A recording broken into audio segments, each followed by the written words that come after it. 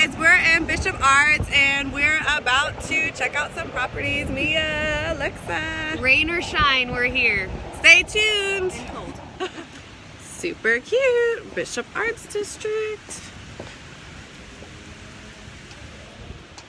So we just got to the first property here in the Bishop Arts District. It's freezing outside and the wind's blowing like crazy, but we are going to show you these two properties. Selling somebody a home. And so the way we use our spaces is a little different. We'll have programming monthly with pop-up vendors doing cooking demonstrations. So this is Crescent's first community in Dallas. And Novel is a brand new brand they've developed. Love and these light the gentleman fixtures. that did the Batgirl, if you've seen in any of the Bishop Arts pictures, on the side of the building they have Batgirl. Check out these awesome windows here. When have you seen one of these in a gym?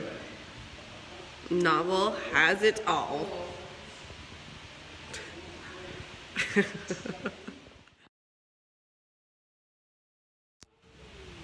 Love these patios. That's it. No big deal. And then here is almost completed. Look at these finishes. It's so unique. And then we have the urban mudrooms featured in most homes. Awesome. But you don't lose your closet, which is what a lot of builders do. Right. You never need storage. So much detail. The bookshelves and stuff are awesome too. Even down to the ceiling fans are all controlled by the wall. There's no That's so nice. The bathroom detailing, you're gonna Look at this detail in the bathroom. Oh, yeah. Oh, those are nice.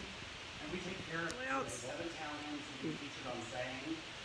That 2-story, gorgeous, 1-bedroom dens.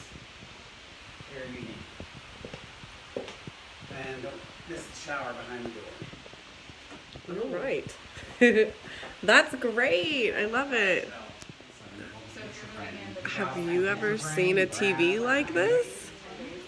Shout out to Samsung.